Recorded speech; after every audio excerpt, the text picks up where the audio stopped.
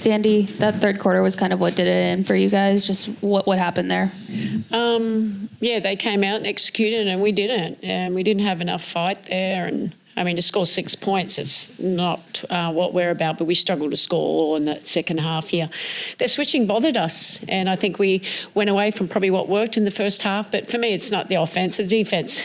You know, I just think we have to get a little bit tougher and a little bit more urgency in what we're giving up there. And disappointing effort overall. And then Sabrina, what were they doing in the second half to like limit you then compared to the first half? Yeah, I mean, some trapping, some switching, trying to deny everywhere. I mean, in turn, I think just our turnovers led to easy baskets for them, and then they were able to set up their defense. And, you know, we weren't able to just get out and transition and run like we did in the first half, which is just tough when, you know, there's people flying out. Obviously, their length, they're a great defensive team. And so I think just continuing to kind of keep us on our heels and not on our front foot turned into that third and fourth quarter for us. Gotcha. Hey, Sandy. Any word on Izzy yet? No, she's getting some imaging done, so until we don't really know.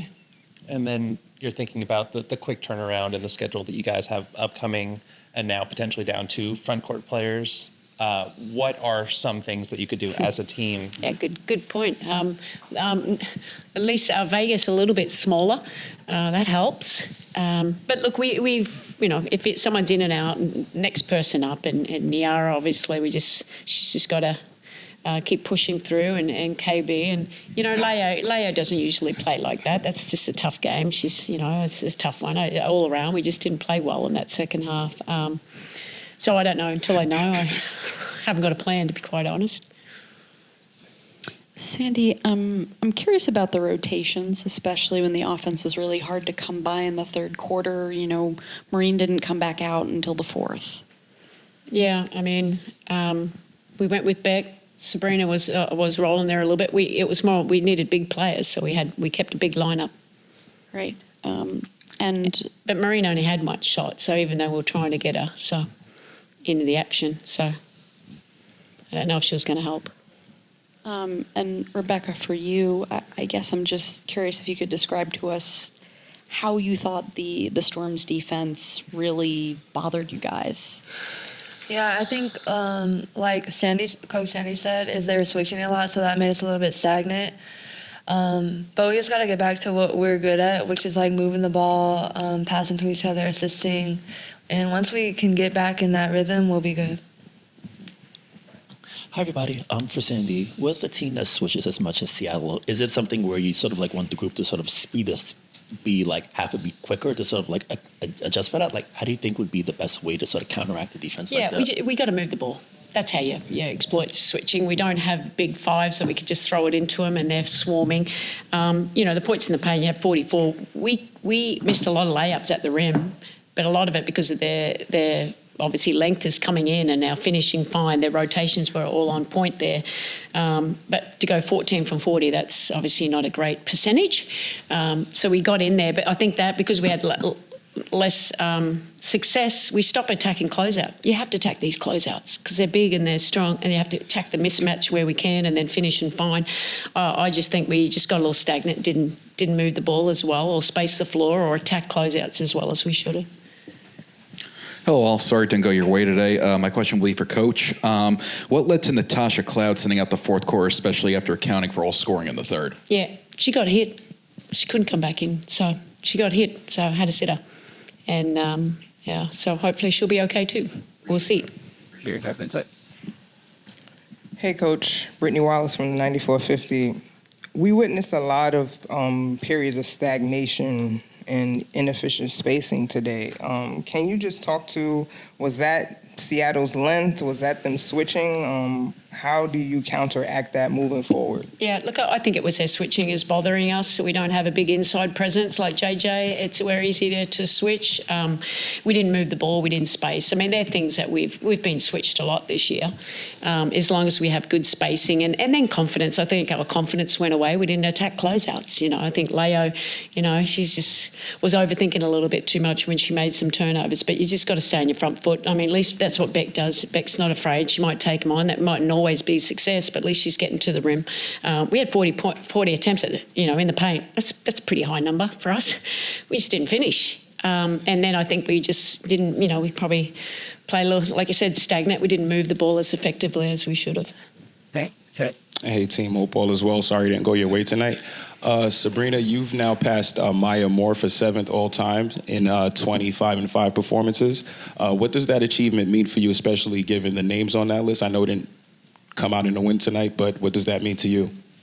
Yeah, I mean, it means a lot, obviously, wanting to just have an overall rounded game, understanding, scoring's important, but so is rebounding and passing. And I feel like every time I'm able to continue to get in the paint, drive and kick, finish for myself, find my teammates, try and get in there and rebound. Obviously, we're down bigs, and so tried my best tonight to get rebounds, second chance opportunities, and feel like I've done that my entire career, is just try and impact the game in any way that I can. And so obviously it's an elite group, and I'm thankful to be able to be amongst such great players. But I mean, I'm just trying to get wins.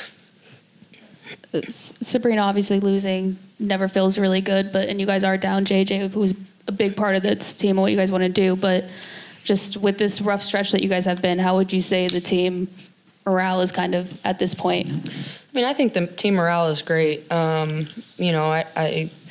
wouldn't say that a win or a loss has really divided the locker room or, really even put any type of bump in the road between us. I'd say we understand the pieces we've had missing. We understand the games we've lost and how we've lost them. And to be honest, a lot of the time we've beaten ourselves. Like, I think we understand when we're playing our best basketball, we haven't lost yet. And so for us, it's just understanding controllables. Like, we control that third quarter and we win this game. And so that's something that's in our control. We can, understand moving forward. That's, ways and areas of improvement. But at some point, we got to just find ways to get wins. It's not about pointing fingers, people are out or in, lineups we haven't seen, defenses we haven't seen. It's just understanding we got to find a way to get a win. Sabrina, I guess I'm just curious why it's been so difficult for you all to find, creative ways to get a win. Because we've been down 3 starters in the last Seattle game, and then 2 starters for all these entire games. Like, these are huge pieces of offenses, and there's no way around it. You can say that it doesn't affect the team or you just the next man up, but at the end of the day, we're missing our finals MVP. We're missing Leo for all these games. It's hard. Like, people have to step up in positions and play, and there's great teams in this league. It's not just going to be easy when you're down that many starters to just show up and we win because we're the New York Liberty. Like, you're going to have to find a way to win and dig really deep, and it's been tough. We just haven't been able to really catch a break, I feel like, and we'd rather see this adversity early on in the year and be able to hit the ground running when it really matters most. But, we're going to be just fine. We'll finish on Zoom with Michael. Yeah, thank you. Coach, this is for you, and it's a little bit following what you guys have been talking about. If you look at the league right now, you've got about 7 teams all grouped within like 6 to 8 or 9 losses. Is this also a matter of just how difficult trying to win any game in the league is, let alone if you have, like you said, 2 or 3 starters hurt or away? It just seems to me like it can be very difficult to gain momentum sometimes in the league now. Yeah, no, I think that's accurate. I think, we have expansion, teams moved around. I think that's great for the league. There's more parity. You see LA, we had to fight hard, and next night they can go beat, another really good team that's had success against the top ones. That's great. For the league, we are down, and that's why we're not panicking. We are down 2 of our key players, and that's a part of it, and with how we built. So, we just got to get JJ back and then try and build some continuity and some chemistry from there. In the meantime, we got to find ways to win. And we didn't play at our best today. We're our own worst enemy at times, and continue to learn. But I think the league, every team is different how they play. It's not like everyone's playing 5 out. I mean, tonight it was a post-up. Last game, everyone just plays to the strengths of what they feel they can exploit the opposition team. So it's fun. I mean, that's part of the chess game, isn't it? Thanks, everyone. Thanks, guys.